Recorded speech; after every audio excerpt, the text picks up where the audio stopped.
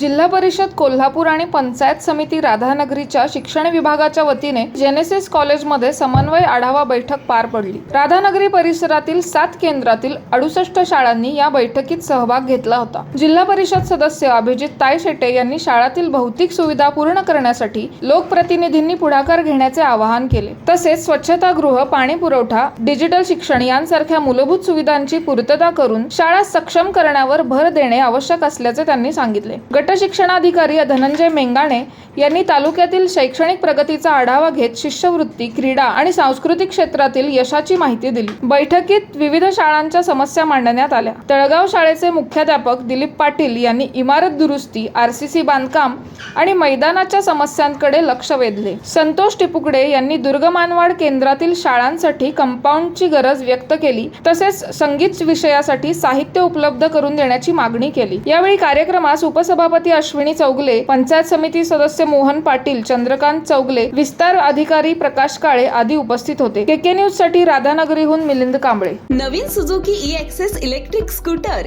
Silent, smooth आणि stylish, आरामदायक seat, digital features आणि रोजच्या वापरासाठी परफेक्ट कम्फर्ट, एक चार्ज आणि शहरभर निश्चिंत राईड, कमी खर्च, शून्य प्रदूषण। आजच मोहिते सुझुकी कावळा नाका, मोहिते सुझुकी उद्यमनगर आणि मोहिते सुझुकी साने गुरुजी शोरूमला भेट द्या।